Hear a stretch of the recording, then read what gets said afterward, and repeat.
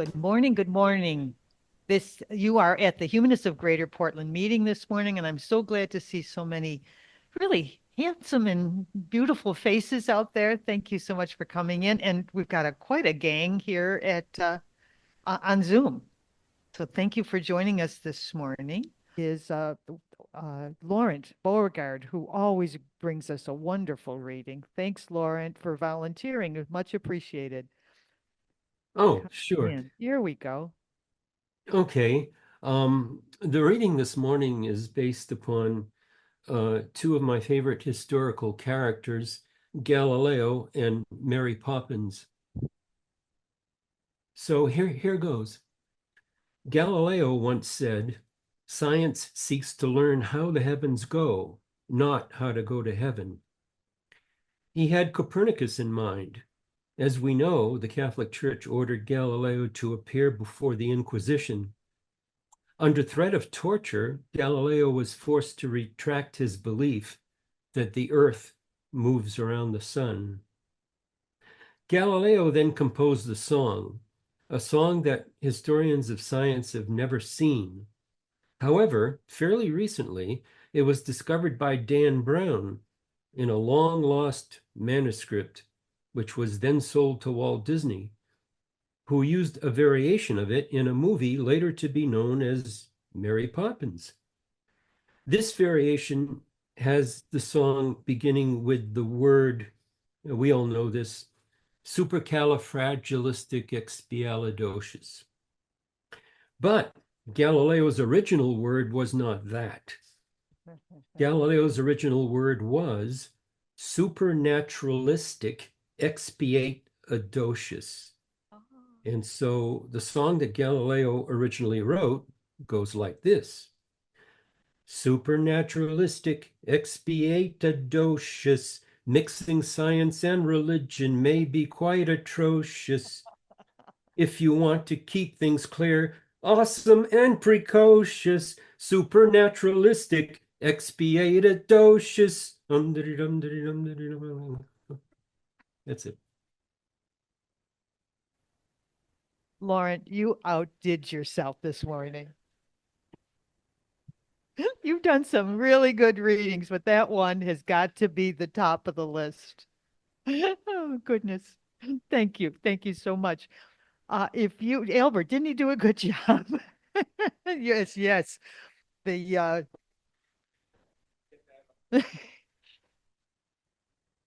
I'm glad the mics aren't on this morning. All right, okay, here we go. If you would like to do a reading, log in as a member of HGP and the website portlandhumanist.org, and under the member tab, you can sign up for sheets. You'll find the sign up sheets to find a date that's available and do a reading. And as you can see, you can make us laugh as well as something very serious. So that was a fun one. The Humanists of Greater Portland is a chapter of the American Humanist Association, and the American Humanist Association has developed 10 commitments, which are a gentle guide that recognizes behaviors that follow humanist principles. Our topic today, Portland Clean Air, is an example of two humanist commitments. Environmentalism, Earth's ecosystem depends on us to be good stewards and take responsibility for the impact human activity has on our shared planet, and also responsibility. Each of us makes choices. These choices, large and small, all have consequences for ourselves, for our community, and for the world around us. I would now like to introduce today's speaker, well known to most of us. He's been here before, and Greg, oh, good boy. Bourget. Bourget, thank you. I always chat. I'm so bad at this, but Greg Bourget, thanks, Greg. He's the executive director and lead researcher for Portland Clean Air. His mode of transportation is right over there, a beautiful bicycle, which he uses in his research. Greg has a BA in political science and has worked full-time for 16 environmental and social justice non-governmental organizations since 1991. These include BARC, Mendocino and North Coast Environmental Centers, Earth First, Greenpeace, Portland Green Party, National Environmental Law Center, and Acorn. The humanists of Greater Portland officially endorse Portland Clean Air. So we're so glad to have you here. And you're going to have to give us an action plan, Greg, because that's what we do. Thank you. Welcome. So today, I want to share with you our new research and our ongoing research on diesel particulate. And for those who have been here before, I see a lot of familiar faces. I'm sure you've heard about diesel particulate before, but today you'll get a much more in-depth understanding of diesel particulate here in Portland. And so I want to start off by explaining diesel particulate, not on the graph, but just what it is and why we might be concerned about it. So diesel particulate is produced from trucks that have no filter. Although a diesel particulate filter is on many trucks, because in 2008, it was illegal to make a truck in the United States without a diesel particulate filter. The filter removes 90% of the emissions. So a filter truck will still produce diesel particulate, but obviously it's the unfiltered trucks that would be a much greater concern. And so diesel particulate is a tiny particle, and it is released from the exhaust, and it comes out very, very small. It aggregates to another particle that's also very, very small, and then it gets into our bodies and causes health effects. So let's start off with the health effects of diesel particulate, which is why you might find I'm so alarmed about this substance. So the Oregon's regulator, DEQ, the Department of Environmental Quality, came out with a report in 2015 about the health effects of diesel particulate. And they said that diesel particulate causes lung and bladder cancer. And so the state of California went a little further and said that 70% of cancer risk from all airborne carcinogens combined is from diesel particulate alone. So California banned unfiltered trucks back about 15 years ago. And by about 5 years ago, there was no unfiltered trucks left in the entire state. Those trucks largely ended up here in Portland because we're nearby and we have some of the worst environmental regulations in the United States. So now if you look at ODOT and DMV data, ODOT and DMV gave us all their data for all diesel vehicles, all on-road diesel vehicles in Oregon. And we looked at the model year of 2018, and we found that the majority of our trucks here in Portland have no filter. So it causes cancer, but it also causes according to DEQ, blood clotting diseases, coronary artery disease, malignant childhood brain tumors, decreased cognitive functioning, increased Lou Gehrig's disease, bronchitis, asthma. And a study by insurers here in Oregon found that their asthma claims were largely clustered near truck routes. We have that report from them. It also causes dementia and Alzheimer's disease. And these are all cited medical studies. Immediate symptoms include eye and throat irritation, coughing, phlegm, swollen airways, bronchial irritation, nausea, headache, lightheadedness, and fatigue. So there's long-term and immediate effects of diesel particulate. This stuff is the most dangerous airborne carcinogen, but there's a whole long laundry list of symptoms. So California banned it. And then the trucks ended up here. And so that's what we've been studying is where the diesel particulate is located here in Portland. And we'll go into some of that in a bit. So we purchased an instrument to be able to monitor diesel particulate. And this is called a Grimm Mini RAS, and it's made in Germany. And we purchased one, and it has the outlandish cost of $38,000, which we paid in cash. We had a couple of donors here in Portland provide that money, but also we got some grants. And so we purchased this unit. It's a 20-pound box, and I strap it to my chest with carabiners on a mountaineering backpack, and I scoot around Portland at night taking samples. Now, DEQ also owns an instrument that can monitor diesel particulate called an ethylometer. What our instrument does is it's a spectrometer that's looking at about 35 different sizes of particulate, and then it gives readings for all 35 channels. And so it's using a laser, but also a particle counter. So it has two different instruments inside the box. What DEQ owns is called an ethylometer, and they also have microethylometers on a recent grant. They just got a multi-million-dollar grant to buy microethylometers. What these instruments do is they suck the air sample through filter paper. And then a camera looks at the color change because diesel particulate is black. And I would say the ethylometer is as accurate as the mini RAS. An ethylometer costs about $25,000. A microethylometer costs about $10,000. And so these are all very accurate instruments. There's an area that the EPA is worried about here in Portland. And so far, DEQ has monitored that area 0 times in 35 years. 0. Oh, yeah, that's an area right by I-5 and Inner Northeast. Now, well, so they have looked at Harriet Tubman School, which is in that zone. But what our research has shown is that Harriet Tubman School is actually escaping the diesel particulate mostly, which I'll show you on the slides. And also they looked at Humboldt School, which is outside the blob of diesel particulate. The places that are getting hammered have never been sampled. And so what you'll hear about today is the first samples ever taken in the diesel particulate blob that the EPA has been warning about. So one of the things that we wanted to know was, how does our instrument compare to the ethylometer? Because the ethylometer is a known instrument that is very accurate. And so that's what this graph here is. So I was invited by DEQ to go down to their monitoring station in Tualatin, which is set up 1 block from the highway.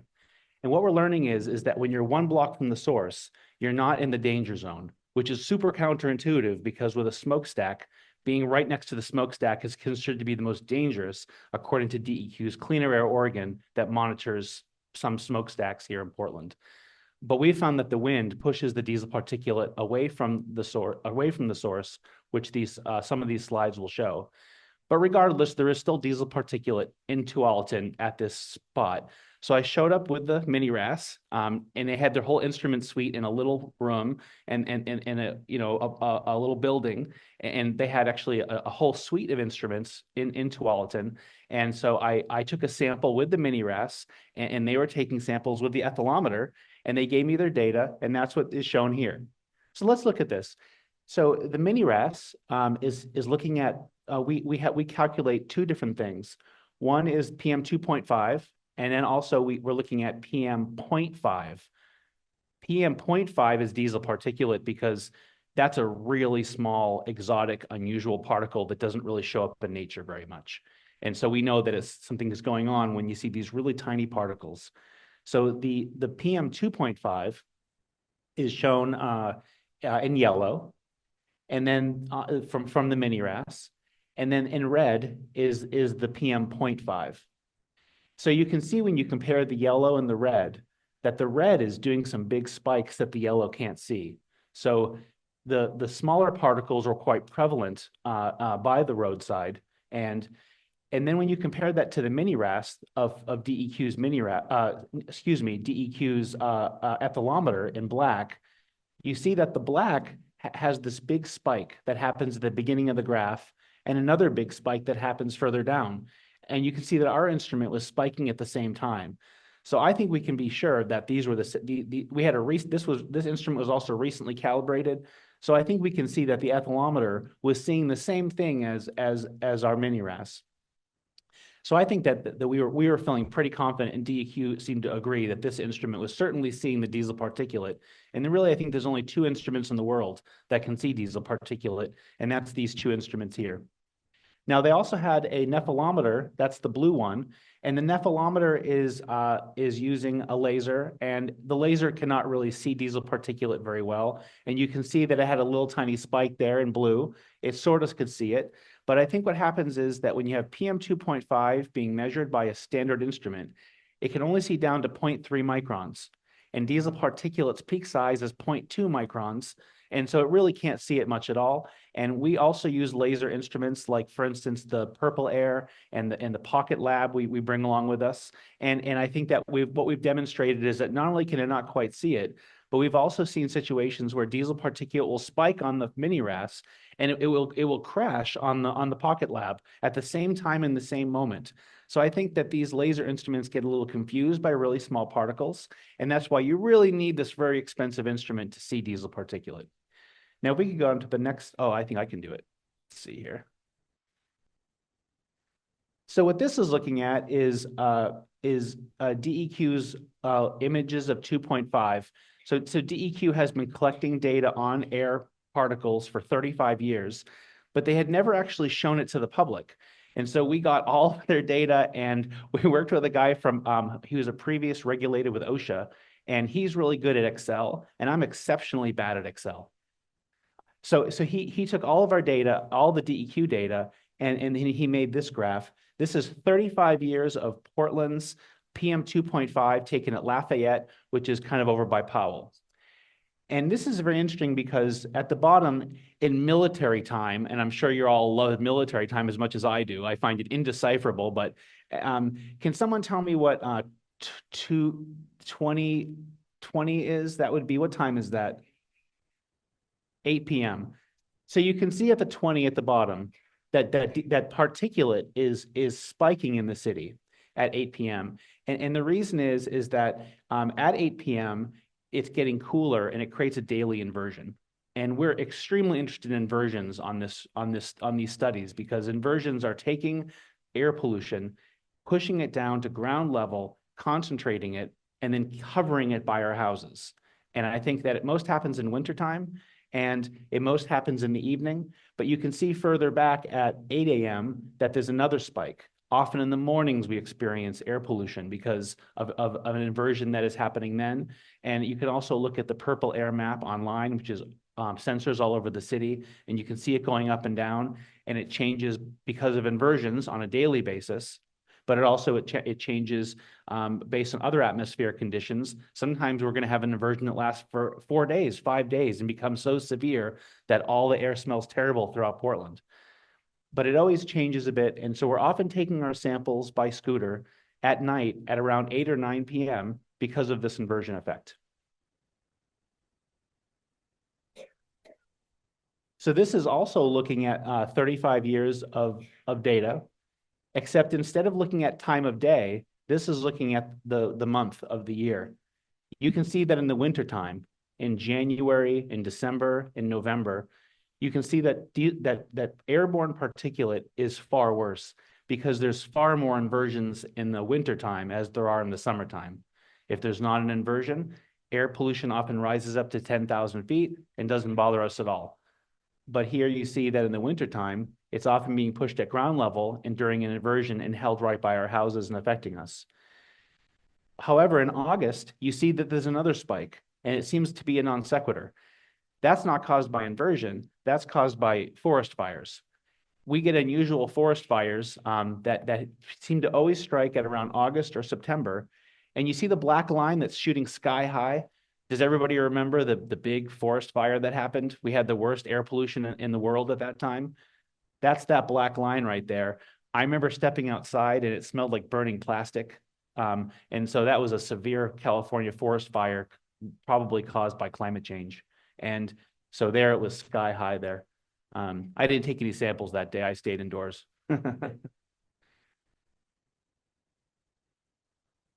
So when you look at wind direction, which is a huge factor for industrial pollution, and you go online as we did, you're going to find one single sensor, the airport.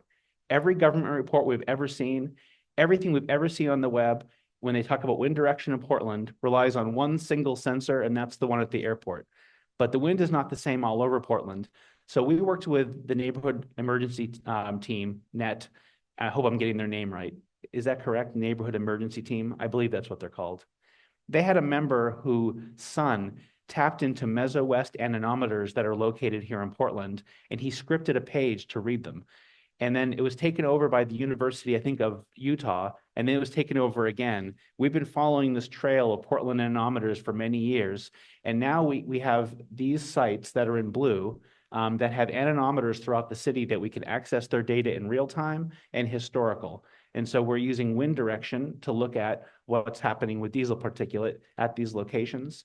And so to us, wind direction and inversion are very important. Inversion, we use NOAA software that's very accurate, that we can look at historical and current inversions. We also look at purple air, which shows real-time particulate. If it's spiking up, we know it's an inversion, and we look at wind direction. So we have community members who give us, what do you call it? Weather reports and inversion information. So what we're looking at, we want to see diesel particulate when it's an event, because I think that's the times that it affects us most. And so these are some of the instruments that we're using to be able to do that. So the ethylometers that are located in Cully, Humboldt, and Tualatin, again, outside of the danger zone, but it's still a concern because Portland as a whole is ranked in the worst 1% of counties for exposure to diesel particulate, according to the EPA in their most recent national assessment. All of Portland is hit by diesel particulate from these unfiltered trucks, some more than others. And so these are still very interesting, even though maybe they're not the greatest danger that maybe Cully might be, but not where they're located there. But this is looking at when diesel particulate measured by an ethylometer is worst. And as you can see, October and November is spiking quite a lot because October and November have a lot of inversions. This is the time of day that it strikes. And it tends to be that diesel particulate is spiking at 8 a.m. in the morning inversion where the trucks are running, even though in the evening when there's a greater inversion, a lot of it is not as bad. So that giant spike you see, I think, is the big forest fire, because diesel particulate and wood smoke look the same to these instruments, and they're equally dangerous. Here we have a mini RAS ride on the scooter. So I started out on the left, and as you can see in green, that the diesel particulate was not too severe. As I rode towards the highway, and I don't know if you can see the highway there, but the highway is going to be kind of in the middle there. And it's green all the way until I get to about Borthwick Avenue, past the highway. And now I've gone south. And then as I get over about 10 blocks from the highway, this is what we tend to see. Diesel particulate now has increased by about 5 times. We have noticed that diesel particulate tends to accumulate 10 blocks from the highway at people's houses. 10 blocks. And in here, a very similar map. We start off on the left where there's very little diesel particulate. As we get right close to the highway, there's a big spike right by the highway within a block or two. And then as it turns yellow, it dissipates again. And then as you get about 10 blocks from the highway, now it's tripled. And what we see here is a wall of diesel particulate, 10 blocks from the highway at people's houses.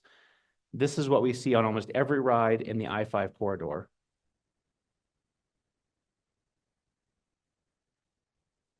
Same here. We start off on the left, very little diesel particulate.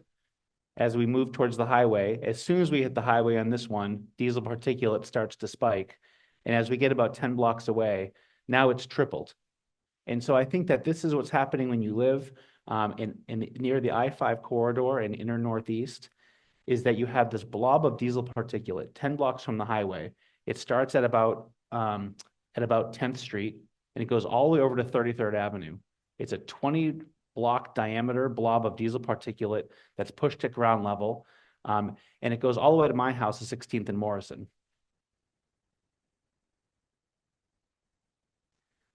It's not just folks in the I-5 corridor.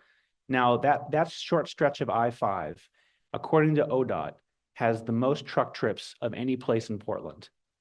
I think what's going on is that short-haul trucks make deliveries all throughout Portland, but they use that short stretch of I-5 as a hub to get to every other place. So I think that's what's going on, is that it's not interstate travel, but it's short-haul trucks that are using the highway as a hub. And it's why inner Northeast is getting the worst of it. However, unfiltered trucks are all over the place, and they are certainly here at I-5 over by the Columbia River. And so in Bridgeton, I've asked the residents who have walked with me and the instrument, when do they smell the highway? And they say, well, they smell it in the summertime, but not in the winter. So what's going on here is that you have a predominant wind direction in the wintertime over here that's going towards the west. which is the opposite of all the things I just showed you, where it's predominantly going towards the east. So as we were walking, very little diesel particulate. It was 1.7 micrograms per cubic meter in the green there. As we approach the highway and we get within a few blocks of the highway here, suddenly it spikes to about 7 micrograms per cubic meter, or about 3 or 4 times higher. And then it continues as you go past the highway. So this is what diesel particulate looks like in Bridgeton in the wintertime, which is good because it's being pushed away from them when it's worst. In the summertime, when it's not as bad, it's hitting them directly and they can smell the highway at their houses. This was a ride I took on last Friday, and there was an inversion, and the wood smoke in the air was thick. We could smell the smell the wood smoke throughout the city. It was somewhat pleasant because it's like a burning wood, but wood smoke is made of a tiny carbon particle that peak size at 0.2 microns. It's about the same stuff as diesel particulate. The composition of carbon is different, which is comprised of brown and black carbon. Wood smoke has more brown carbon, and diesel particulate has more black carbon. Black carbon is the third greatest driver of climate change, according to the international body that studies this, the IPCC. I hope I'm getting that correctly. But it is like a black paint, and this black paint covers our snow on our mountains, and it lowers the albedo of the earth and increases the absorption of sunlight, even on mountaintops. And so diesel particulate is a driver of climate change, and it also is being produced by unfiltered trucks, which is burning petrochemical diesel, which is the number 1 and number 2 causes of climate change, carbon dioxide and methane. So we have here a ride where we're looking at wood smoke, because wood smoke here during this inversion was at about 13 micrograms per cubic meter. That's actually fairly high, and it was throughout the entire city you have this wood smoke, and we think it's wood smoke because it wasn't accumulating by highways. So during the inversion, people are burning wood, which is illegal in many places in the United States. You can't burn wood during an inversion, or at least most people can't. But here, everyone's burning their wood because we're so bad on environmental regulation. We don't regulate anything for the environment really here in Oregon. And so the wood smoke was flowing, and it was gross. And sometimes I wear a NIOSH certified N100 mask that removes all the pollution, but it's hard to talk on the phone, and it's kind of hard to talk. I had a guard with me a bodyguard with me taking this ride, and I wanted to talk to the bodyguard. He has a big can of bear mace because, we're going to some scary areas with this instrument. And so I had no mask on, and I could smell the wood smoke throughout the city. And you can see, not by the highway on the left there, that it's spiking a little bit over there on the highway. But what's very interesting is not so much I-5 in this one, is what's happening on the right side over at Maywood Park. At the interchange of 84 and 205, diesel particulate accumulates at that interchange. That's the second worst spot in the city other than I-5 in terms of truck counts.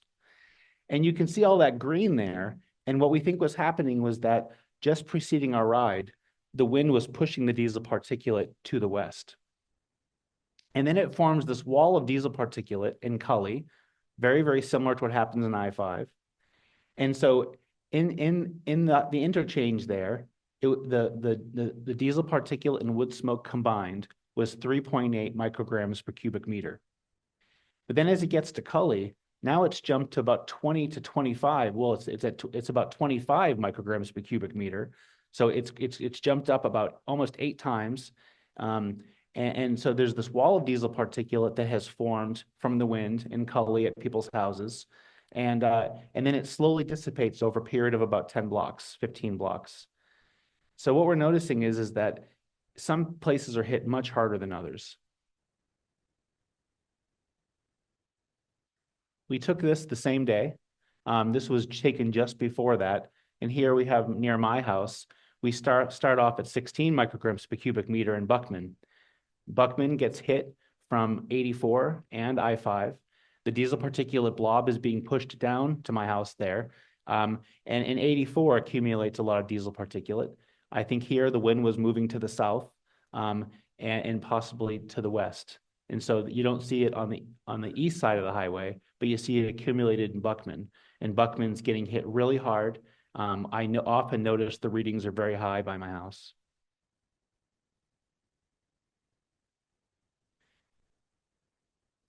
Here we have the diesel particulate blob as shown by the EPA's most recent modeling study. The red area is the area of greatest concentration of diesel particulate, not only in Portland, but about in the United States. This is a great accumulation of unfiltered trucks that are using this area to get to every other area. You can see that the diesel particulate blob covers about 10 neighborhoods. When we scan, we don't see this exactly because of the wind. So what we see is that it's going to be on one side of the highway or the other, but this is showing both sides because it's a year-round modeling study. These people are hit with 3 times the diesel particulate as the rest of the city, according to our research. And our city is already in the worst 1%. So all of Portland tends to be hit by it, but this is the area that is hit worst. It seems to go indoors as well as outdoors. And so it's nice to have a HEPA unit inside your house when you live in this area, as I do. I have 2 HEPA units. If you go online and read about HEPA, it'll say, oh, it's only good to 0.3 microns. Diesel particulate is 0.2 microns. So you imagine it slipping right through the filters. And they literally seem to say that online. And so it makes you wonder if HEPA works at all. But I have a paper by NASA, and NASA has studied this, and they say that all particles known to science are collected by HEPA. When diesel particulate leaves the tailpipe, it comes out at 0.01 microns. It's really small, and then it aggregates to 0.2 microns at peak size. Even the tiny stuff coming out the tailpipe is caught by HEPA. HEPA catches everything. And I've talked to folks who use HEPA by the highway, and they remove the filters and look at them, and they say the filters look black inside their houses from removing the diesel particulate from the air. So I think the area of greatest concern is shown here.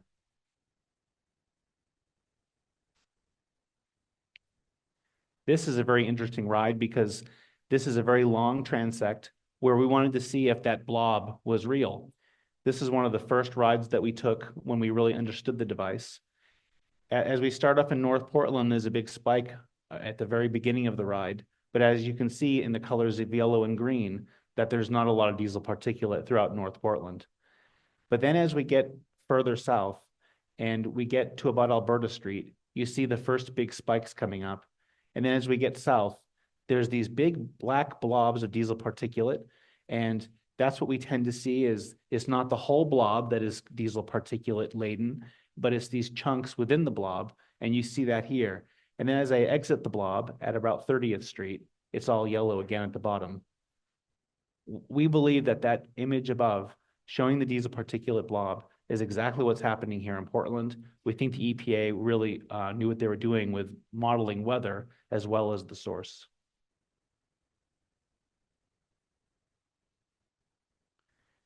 Here's the diesel particulate blob again, shown throughout Portland using the EPA's modeling study, which, by the way, comes to us as a bunch of data and not like in this form. We worked with Beyond Toxics in Eugene to model it in GIS, to portray it in GIS mapping. And so, unfortunately, none of this stuff is on the EPA's website. All of this was the work of volunteer data experts who have been volunteering with us. In fact, I'll add an aside.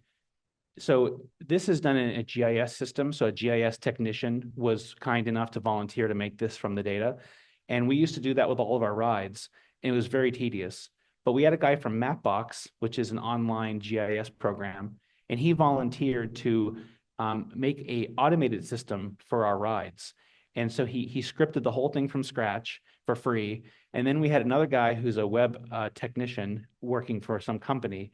And he took our instrument data and applied it to the module. And now when we take a ride, we just take the data and put it in a web page, and it automatically makes a GIS map. So we've been very lucky to have about 6 or 7 data experts, senior programmers and so on, come in, some of them with PhDs, come and volunteer with us to help us show the results of the spectrometer. Also, the spectrometer is giving us results in particle counts. If you can imagine, a particle count is kind of like a room full of baseballs and basketballs and other kinds sizes of spheres. That's what the instrument tells us. So then we contacted the company in Germany and we said, well, how do we show this in micrograms per cubic meter in volume? Because that's how you get a health assessment from California or Oregon. It's always in micrograms per cubic meter. And the company said, well, you just do some physics, and they gave us the equation. So we used the equation and we counted up the volume of all these spheres, and it didn't match the target. Now, they already do this in the software. They have PM 2.5 shown in the instrument software. But we said it doesn't match, and they said, well, here's the thing. We're doing also a calibration as well as physics. And we can't tell you what that is because that's proprietary. So the company said, we're going to have no further discussions about how to calculate this. So we worked with all of our data experts, and we not only calculated the physics, we also reverse engineered their calibration, and we matched PM 2.5 from the instrument at 99.9%. So then we knew that our PM 0.5 diesel particulate was also going to be accurate. So there was an enormous amount of math, physics, and computer programming required to be able to make the kinds of maps that you've seen today. And I think that's why we're only the second diesel mapping project in the United States. The only other diesel mapping that we've seen by any agency or organization has been in Oakland. It was Google and a environmental engineering firm and a university teamed up to put extinctiometers, that's the third instrument used to measure diesel particulate, onto Google cars, and they rode around in Oakland and collected data, and they have that map online. Now, I believe that there's also industry is hiring environmental professionals to look at this stuff too, but they don't want that to go public, so it's all secret. So in terms of public access diesel particulate mapping, I believe that the Oakland study and our studies are the only studies available in the United States. Here's diesel particulate in Oregon. And this is, again, the EPA's modeling study. As you can see, diesel particulate is largely located in the I-5 corridor and mostly in Portland. But Eugene has a problem, which you can see by the arrow right here. So many communities are hit along the I-5 corridor, but the lion's share is unfiltered trucks here in Portland. Now, there was a diesel bill, and it was to make it illegal to register trucks that have no filter to operate here in Portland. The legislature passed it, but it had a very long timeline and some loopholes. So the DEQ recently announced that they're not going to use the timeline in the bill, and so it pushes it indefinitely forward. However, I just was canvassing door to door. I'm knocking on every door in the diesel particulate blob for the third time, talking to the homeowners. And one woman worked for DMV, and she said that they're not registering any trucks that have no filter right now, according to the diesel bill. And I said, but I thought the DEQ had postponed the diesel bill. And she said, yeah, but we're not. And she says she's been denying permits of unfiltered vehicles for the first time starting just recently. But we're taking another approach. We're also working with the Boys Neighborhood Association Board, who's acting as a negotiator. Since the Bullseye Glass scandal, 12 of the most dangerous smokestacks in Portland have put up a control device worth about $1 million. And that was because of citizen negotiation. That was because of citizen action. Only one of those industries, which is Owens Brockway, had an order from DEQ, from Cleaner Air Oregon, to abate. Just one. And they also had an enormous citizens campaign against them. We worked with Earth Justice, and we sued Owens Brockway and got a $500,000 settlement. And that was for the illegal opacity coming from their stack. But the extreme cancer risk and non-cancer risk coming from their heavy metals was resulted in an order from DEQ. But also, I met with the company too. There was also a negotiation, a citizen negotiation with the company, and they put up a ceramic filter about a year ago. The same ceramic filter that's always been up on their sister plant in California, where it was required by law. But the heavy metals there were extreme, and now they have a ceramic filter up, and they joined 12 industries here in Portland, including Bullseye Glass, that now have a control device that's up. Bullseye Glass also owned the control device all along since 2014, but they never installed it because it wasn't required by DEQ, so they kept it in a box in their warehouse. But now when they have it up, and when they make white glass, they're collecting 5 pounds of lead a day. That was formerly going right up their stack next to a daycare. They were putting 6,000 pounds of lead, cadmium, arsenic, and chromium into their furnace. 80% was going airborne. I talked to North Star Glass during the Bullseye Glass hearings, and I asked them if maybe they didn't know about it. And they said, no, we all knew about it because it's printed in all of our textbooks. So here in Portland, we don't have the environmental regulations we need, but we have citizen action. And citizen action has been winning with smokestacks. And so working with the Boys Neighbor Association board, we figured out who has the largest unfiltered fleets through ODOT and DMV data. It took us 3 years of research and a data expert to be able to make the list. And we are now contacting with a negotiation letter the largest fleets and asking them to switch to renewable diesel. Renewable diesel is available in most pumps here in Portland, and it produces half the diesel particulate of regular diesel, and it gets rid of the climate change effect emissions by 80% cradle to grave. It's not made by petrochemicals. It's made by agricultural waste and can be made from forest slash, and it's available at most of the pumps here. And so we want the fleets to switch. And by the way, the price is about the same right now due to subsidies. So here's an easy way that companies can abate. We are encouraging them to do so, not only with our work and also the Boys Neighbor Association, but 40 organizations with a combined membership list of over 100,000 Portland residents, including the humanists here in Portland, have signed on to the negotiation letter with these companies. I would love to answer any questions you have about diesel particulate. This is my 10th year studying this weird stuff, and I'd be overjoyed to give you any answers you're looking for. The hours you have spent on the bike with people in negotiations. Thank you. I just can't thank you enough from the people of Portland. We appreciate it. And why are we still breathing? Why isn't there legislation? I mean, just why? Yeah, you have to wonder why there's not legislation. I can answer that. The Oregonian reported that Oregon has the highest corporate donations to politicians of any state in the United States. I think that explains why there's not legislation, is that when you're running for office in the Oregon legislature, you're relying on $40,000 checks per CEO, giving us the most expensive elections in the nation behind only New Jersey. So what we did was we collected about 100,000 signatures here in Portland in 2016, and we banned corporate donations to politicians in Portland. It's now illegal. We also collected 75,000 signatures. Thank you.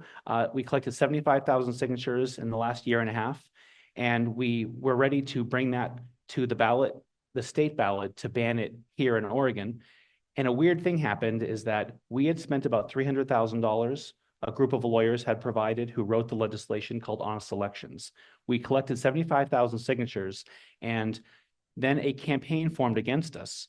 And they had spent several million to have a counter initiative that used the same exact language as our initiative, except legalized unfiltered trucks. But you couldn't actually read that in the title or the explanation. So it was one of those trick initiatives that you rarely see. And also they had accumulated money to do media, and we did not have the money to do media. So we had spent 300,000. I think we had 500,000 total we had to spend. They collected $15 million, and it was a coalition of the Republicans, the Democrats, big industry, and unions had formed against us. That's true, and we sent in a negotiator, and this was a lawyer who wrote the initiative, into the Oregon legislature, and we offered them a deal. We said that we would drop our campaign as long as they dropped their campaign in exchange for legislation that would drop us from the worst state in the United States for corporate donations to politicians to the middle of the pack. Now, of course, our legislation would have put us as one of the best states in the country, not taking corporate money, but we didn't win that. But we did win that negotiation, and it was signed into law by Governor Kotek, and it takes place within a year and a half. So that's going to really help solve things here. And in California, when you have a problem with the environment or social justice, you can send in a lobbyist to state government. You can provide to them the legislation that should be passed with all the science done.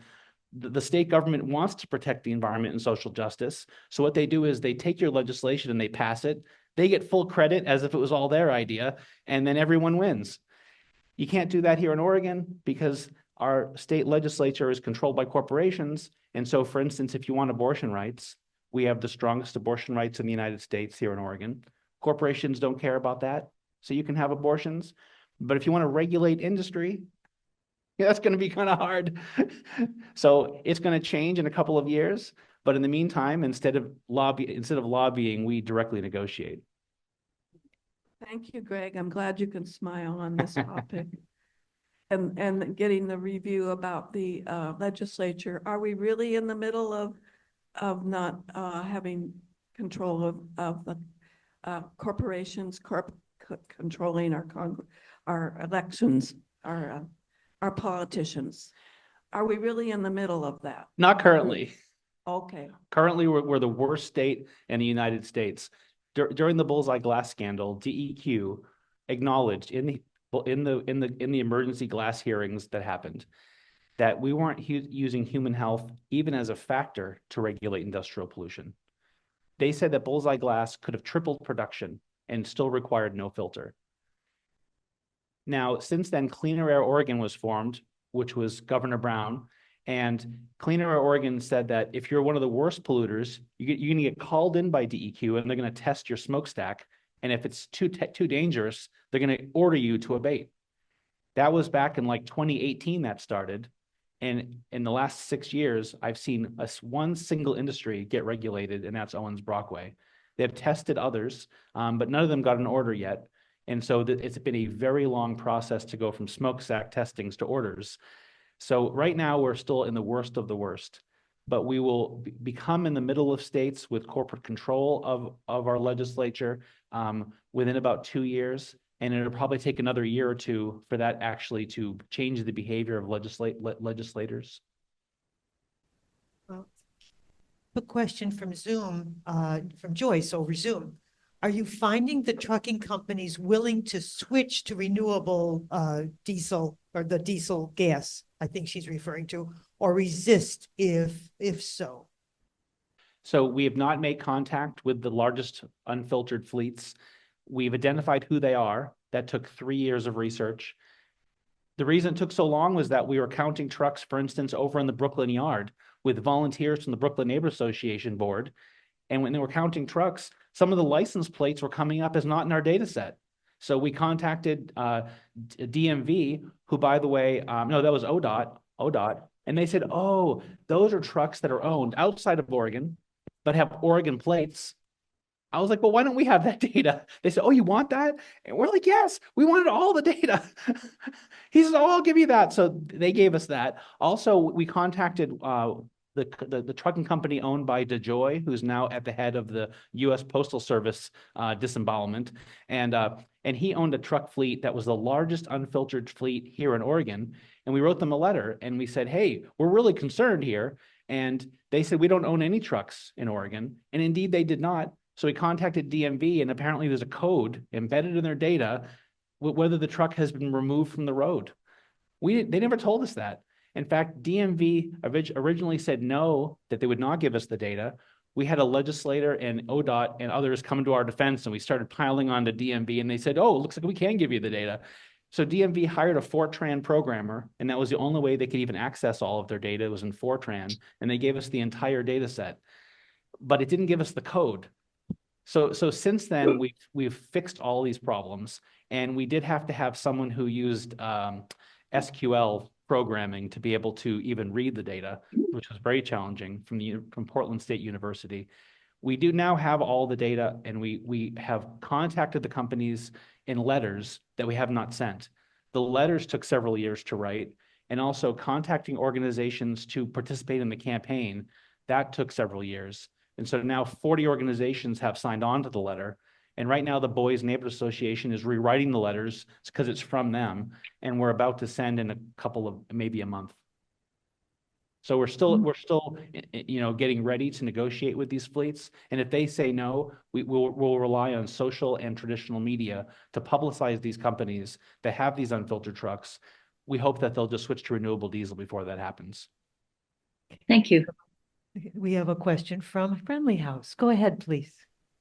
I was wondering, how long does the diesel particulate like stay around? Does it like dissipate or anything? And then, have you guys done any studies to see like if trees help or like if more vegetation would help the situation? There was a study that was done here in Portland that I have that's looking at nitrogen dioxide. Nitrogen dioxide is most produced at the Brooklyn rail yard. That's the nexus because of their use of trucks there. And there's a school right next to the Brooklyn rail yard. It has this halo around it of no nitrogen dioxide, as if there's a choir of angels that have formed a circle around it. I'm not sure if angels are real, but there's something going on there. And I was wondering what kind of magic is protecting the school. Well, it turns out it was trees. Trees uptake nitrogen dioxide. Nitrogen dioxide is very dangerous, and it's almost entirely removed by trees and vegetation. So nitrogen dioxide is a great thing to remove. However, trees only remove nitrogen dioxide and have no effect on diesel particulate, carbon monoxide, and other kinds of gases and particles that come off of highways. So I talked to this global researcher who uses a very unusual black carbon instrument to look at diesel particulate. And it's very technical and hard to use. It's like an oven that heats up airs using all these gases, and he can look at brown versus black carbon with his instrument. And I asked him the same question. I said, when it's raining out, I was like, does that remove diesel particulate? And he said, no. He says the raindrops dodge each particle. And I was like, wow, I never expected that. I found out years later he's being sarcastic. Diesel particulate is apparently removed by rain,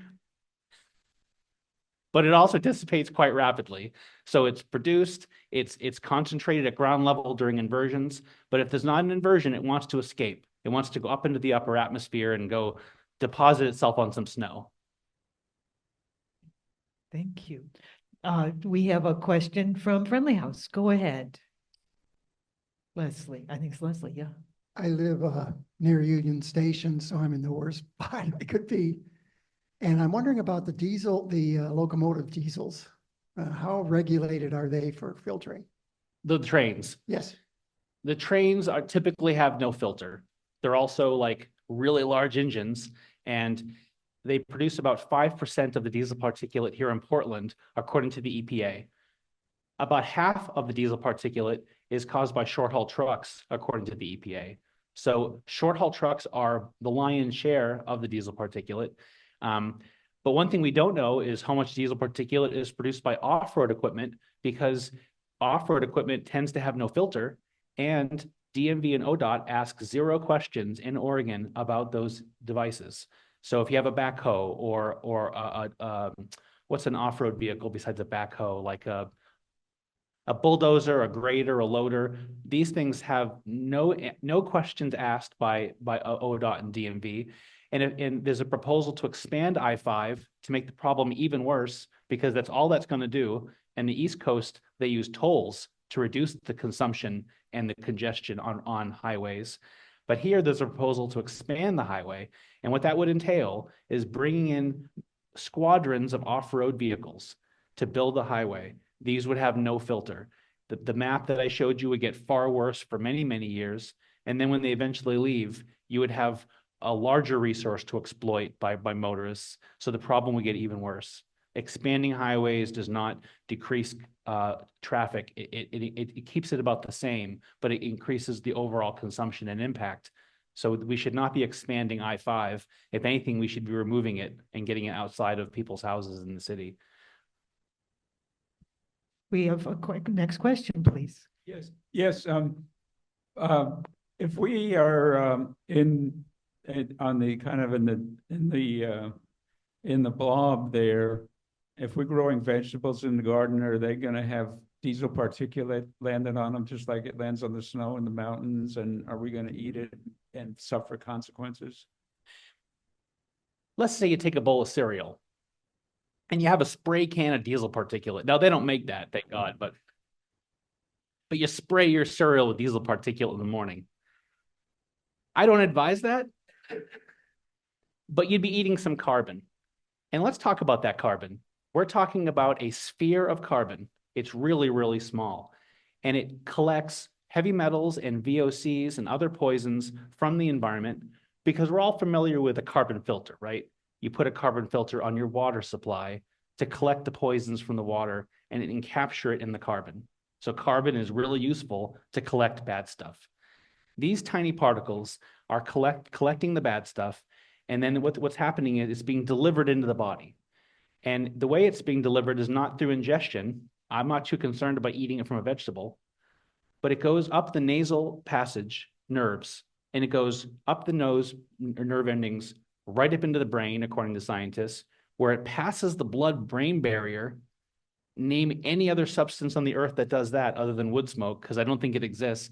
Scientists can't even get medications into the brain intentionally. So it takes the diesel particulate and puts up right up into the brain, where it causes brain cancer. It also then goes into the lungs, where it bypasses the ciliary escalator. I had a job taking down sheetrock with a crowbar when I was a kid, and I'd blow this black snot out of my nose. I know it's wicked gross, but that's what it would be. The ciliary escalator would capture these particles. But the diesel particulate is so small, it bypasses the ciliary escalator. It goes right in through the alveoli, right into the bloodstream, and then it's circulated to every organ in the body. Diesel particulate and wood smoke are very exotic in their ability to infiltrate every part of our bodies and deliver heavy metals, VOCs, and other poisons from the environment directly into every part of our body. I wouldn't be too concerned about eating it, but I wouldn't want to be breathing it. And that's that big long list I read you. All that is from breathing the stuff in and being exposed to it in the air. Oh, Greg. A question, Ann. I wanted to know, what can we do at this point? We're trying to resist things right now. And as a group, is there letter writing that we could do? Is there, calling our congressman or anything? Or is it just kind of moot because something's going on that's going to be happening in 2 years from now? I don't think it's moot. Okay. And change is on the state level is grinding very, very slowly. We won't even talk about the federal change. I don't think that's even slower right now. The EPA seems to not exist all of a sudden. There's 2 things that can help. One is, of course, that the humanists are part of a negotiation with 40 organizations. And if any of these say no, then you can contact your lists and ask people to write letters and overwhelm the company that refuses to negotiate, which is what happened with a lot of these other smokestack polluters. Another thing that we really need help with is we do need another instrument. And if I could take a moment to explain that instrument. Please do. Over in Linton, you have some tanks full of gasoline. And we're talking 90% of the gasoline from the entire state is being stored in Linton in these tanks. These tanks are on fill. And when that Cascadia event happens, according to OSPAC, which is the State Seismic Commission, those tanks will not only fail, but they will explode. And there's also anhydrous ammonia stored among those tanks. Anhydrous ammonia is ultra dangerous. When that does explode in Cascadia, according to OSPAC, it'll create a civil disaster on par with Fukushima, in the words of OSPAC. Those tanks are a huge nuisance. They produce a toxic smell that permeates all of Linton, often in the wintertime. I've been over in Linton and smelled it. I've been working with the board for about 7 years to relocate those tanks onto bedrock and decentralize them, because they shouldn't be all clustered together for many reasons. Terrorism, earthquakes, there's no good reason to have them on fill. They should be on bedrock. It also, if you look at the Rivergate industrial area in North Portland, we're talking a stench of VOCs that hits those neighbors regularly. Also, in Cully, there's a mile-long stench that happens at 11 o'clock at night that we're studying. And also at Overlook. I've gone door to door throughout Portland and asked people, do you smell anything here? And most people don't. But when you go to Overlook, people turn bright red and start trembling, and they have to calm down to be like, do I smell stuff? You know, they tell me about how they're running to every window, like, you know, to shut all the windows like it's an emergency. That happens many times a year from the rail yard, the Albina rail yard. They're doing truck to train transfers of chemicals. And when they do so, there's a thermal oxidizer that many of these smokestacks are now installing that's made for truck to train transfers that removes 99% of those emissions, but they don't use it. All those emissions go directly into the air, and they float up and they hit the Overlook Bluff, and they hit these houses full tilt. And that's been going on for decades. VOCs, industrial solvents, are a huge problem here in Portland, and everyone keeps asking us to study it the way that we do with diesel particulate so people can have visual proof of the source. We've spent 6 years with VOC instruments to study it, but in the last couple of weeks, we made a really important discovery. Right now, so in the tank farms, we've been asking the EPA and the DEQ to study it for years because they've never studied it. There's never been a single sample ever in history taken at the tanks over in Linton. And those, by the way, are buildings with a floating roof. Those gasoline tanks have no seal, because if they have a seal, the building would expand and contract and it would fail. So they're just essentially open air tanks of gasoline and also asphalt. So they're putting out a massive amount of emissions. By our estimate, it's 1 million pounds a year that they lie on their forms to Clean Air Oregon about, because we've calculated ourselves based on studies from the EPA about what they emit, and they saying that their emissions are very tiny. We know by just smelling it that they're extreme. But anyway, there's never been a sample taken there. So recently we got I think that was us, it was the Linton board. The EPA stepped in and are taking the first samples ever. They've set up a fence line study with sorbent tubes, and they're taking a fence line sample for the first time. When they did this in New England, there was a whole bunch of violations of the Clean Air Act, and a lot of people got in big financial trouble when their emissions were finally made public. We're hoping that's what happens here. I digress. What we need is an instrument that can look at 8 micrograms per cubic meter. We found that that's the level of VOCs that people typically smell. The instruments that you look at for VOCs that we've used and that are popular, the Purple Air now has a VOC sensor in it. They're looking at parts per million. 1 part per million is 22 micrograms per cubic meter, which means that the Purple Air and most instruments that you can buy are going to not see all the VOCs in Portland. That's what we've discovered. There's 2 instruments though, and these are the only instruments available that do this, that can look at parts per billion. These instruments can look at 3 micrograms per cubic meter, which is a really good number for looking at the VOC problems throughout Portland. So this instrument is called the Tiger, and there's another one, and they're small handheld instruments, and they're extremely accurate. They're 80% as accurate as the regulatory device, and they cost between $8,000 and $9,000. So we've asked for money to purchase one of these instruments so we can do the first studies of VOCs that are mobile, and our software can read the data on these. And so far we've received $1,100 in cash and a loan of $2,500. So right now we have about $3,500 available to purchase a $9,000 instrument. We are seeking gifts and loans to cover this amount so that we can buy the device as soon as possible and monitor the tank farms, North Portland, Cully, and other areas that have this VOC stench problem for decades. So another way to help would be to contact me about helping us purchase this instrument. We're entirely citizen funded. Thank you, Greg. Well, there's an answer. Okay, we have the next question. Go ahead. Yes, I have a question regarding truck filters or unfiltered. The particulate comes from the exhaust pipe. Is the filter part of the exhaust system that can be retrofit, or is it an engine redesign that requires a filter? A diesel Where is the filter and how does it work? Sure. A diesel particulate filter is between the engine and the exhaust, and it collects the particles. The particles are comprised of carbon. Then it puts a little fuel in there, and then it burns it, and it destroys it completely, called a regen. So diesel particulate filters are amazing because they capture 90% of the emissions. The cost of putting a diesel particulate filter on an old diesel truck from pre-2008 is $16,000. It also decreases the power of the vehicle, which is why people these days sometimes remove the diesel particulate filter illegally. And then you see these trucks that produce these giant black clouds of diesel particulate, and they like to pull up alongside bicyclists, and it's called rolling coal because they think it's hilarious to blow this toxic dust at a bicyclist. And I've had it happen to me many times.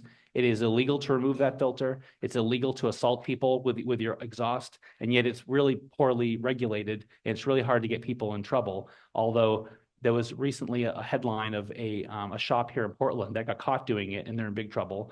Also, the federal government was suing eBay because eBay was selling a device that overrides your exhaust. And so nobody wants to invest $16,000 to reduce the power of their engine on an old, tired truck. The best thing to do with these trucks is put a hole in the engine block and remove them from service. But what California did was they dumped them here. And so when we make them illegal, inevitably ours will be dumped on some other unsuspecting state. But retrofits are not popular. Switching to renewable diesel reduces half of the diesel particulate from any vehicle, filtered or unfiltered, and we think that's the easiest thing that they can do. But ultimately, they should be removed from the road entirely, and that's why they're illegal to produce in the United States after 2008. Thank you, Greg. We have a question from the Zoom audience, from Jeremy. Do you need volunteers? I can program in SQL and use Excel for data visualization regularly. I'm sure many of our group have useful skills. Do you need volunteers? If you can program in SQL, I will literally get on my knees and beg. Well, the answer is yes. We need very specialized volunteers that are data analysts. We get a lot of data and we have to portray it. We also need people who are good with Illustrator and Photoshop and layout. Our job is to take the data and make it available to the public. Some of it we produce, some of it we get from 8 agencies, because we pulled the data from 8 agencies that have never made their data public before, and making it available to the average person is very important. Unless you're Neo from the Matrix, when you look at that data, it doesn't tell you much. But these folks who know SQL, that's the only way that we've been able to see the data. Okay. And so, yes, we do need volunteers that do that kind of specialized work. And we have a whole community of folks who do volunteer with us on that. And I'm available if you want to talk about funding the instrument, the VOC monitor, yes, or you want to volunteer. I'm Greg at portlandcleanair.org. Mm-hmm. Our website is portlandcleanair.org. Where our information is posted to contact us. And we love folks to come volunteer and to talk with us about gifts that help us move this forward. Okay. Thank you, Greg. Your work is so good. We have a question from Friendly House. I have a comment and a question. First off, to answer the filter thing, there is a company, a fella online that I have been following and watching his research. He has built a hydrogen pack that goes onto semi trucks and onto small diesel pickups, and they fit inside of a toolbox, and it's battery powered hydrogen, and it makes it to where it has 95% clean fuel coming out of the vehicle, and it helps, it doubles the fuel mileage of the vehicle. And so like there is somebody trying to do that right now, but a question that I had for you is, do the petrol vehicles have the same like particulate that comes out that is extremely toxic, or is it just the diesel? So biodiesel is different from renewable diesel, is different from petrochemical diesel. Renewable diesel is made from plants, like biodiesel. It's using a different process. You can also make renewable diesel from forest slash, and it's actually cost effective. So really renewable diesel is something we can produce here in the United States, and it is producing half the diesel particulate and only 20% of the climate change emissions. So renewable diesel really is the answer, I think, here.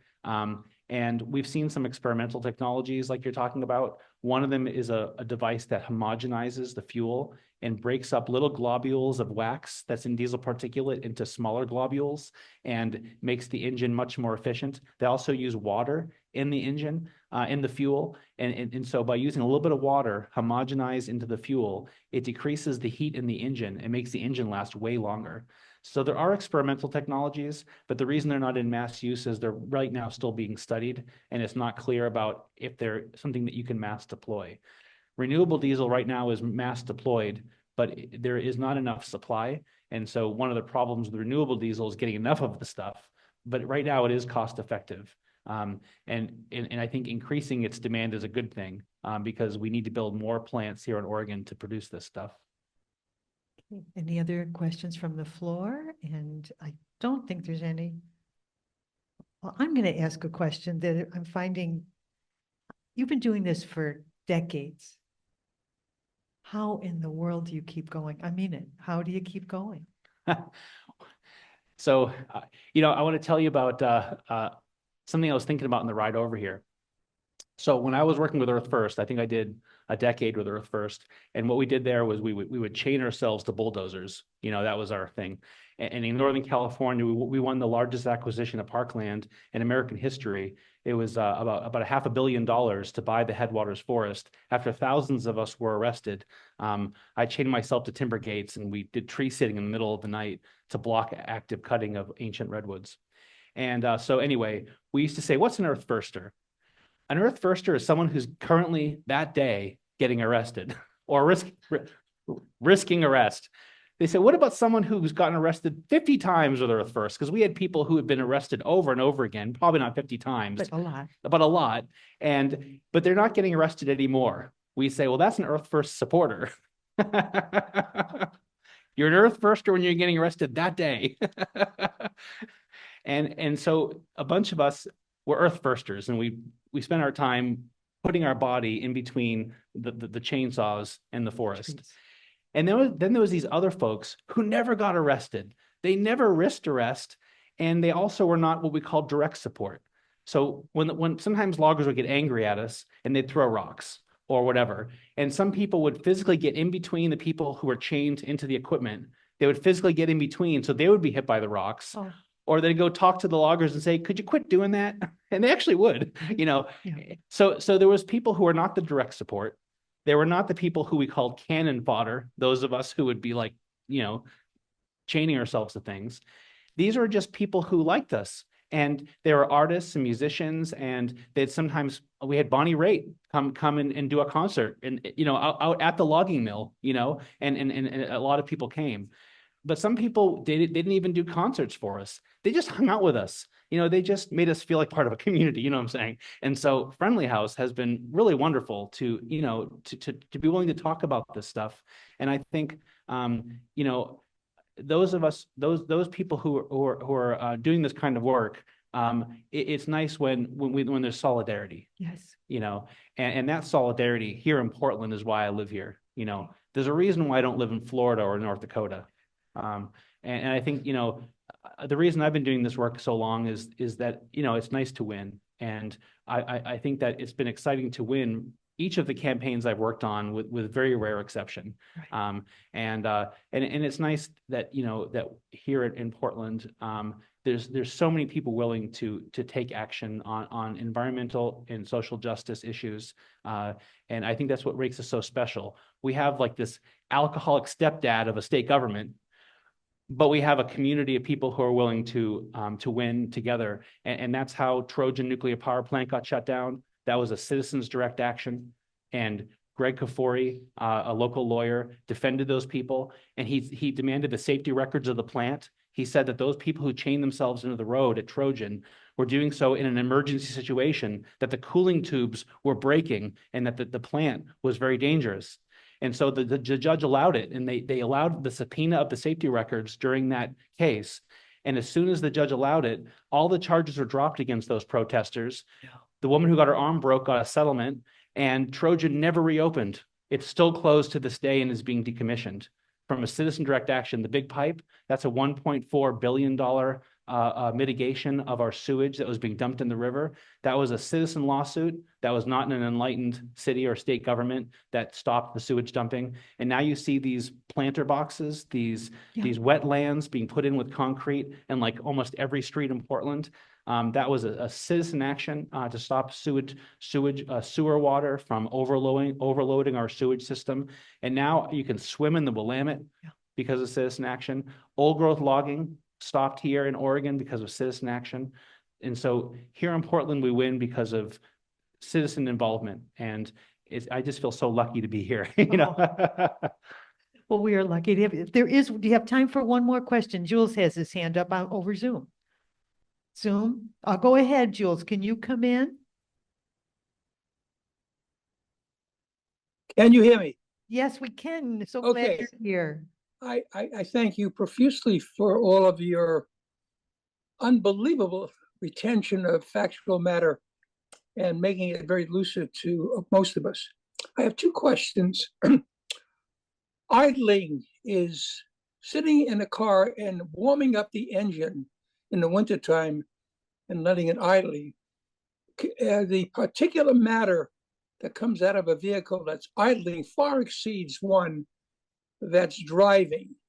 Is that true? That idling has its own hazards. Idling is terrible stuff. Really? You know, I have a really fancy espresso maker, and I feel so lucky I can afford one. But when you have more money, you can get fancier stuff like a legislature. And these trucking companies own an Oregon legislature, and they put in a rule that Portland, it's illegal for Portland to regulate idling. Well, that's interesting because I noticed that most of the short haul. Jules, you have to ask a question because we're getting Okay. close to the end. One other question. Mhm. Have you considered doing a door-to-door check on the pick any one of them, lung cancer, dementia, anyone, to see if proximity to I-5 was directly related to its proximity and it wasn't a chance phenomenon? Is there a direct connection data-wise? Sure. So I don't know if you've seen A Civil Action with John Travolta, but that's a movie about chemicals that cause cancer and leukemia that was dumped in the water supply of a bunch of families, including kids, who got a whole bunch of cancer and leukemia. It seemed like a slam dunk for these famous trial lawyers, so they mortgaged their houses against the case to be able to provide the expert testimony required. All these lawyers lost their houses and they lost their law firm. They lost everything and went bankrupt because they were found to be innocent. Here in the United States, you cannot match your symptoms to the poisons that you've experienced in the environment. It's almost unheard of in the United States to be able to win based on health. Bullseye Glass, they based that legal action on property values. The perception that poisons that were being produced there would lower the cost of your house. They had property value experts come in for those cases, and they won a multi-million-dollar settlement. The only case I've ever heard of here in the United States where a health concern led to a settlement was on Roundup. There was 2 recent cases where people won $100 million because of the cancer they received from Roundup, because of the exposure they were able to prove to that chemical. Roundup, by the way, is sprayed on virtually every park here in Portland annually, and it's very heavily sprayed in the Forest Park area. But you name a park, with very few exception, we get an annual dose of Roundup, this carcinogen. And even though, despite these successful lawsuits, one thing that they could do here in Portland, which we're working on, we also work on addressing homelessness with a number of area nonprofits to provide cited research to the solutions of homelessness.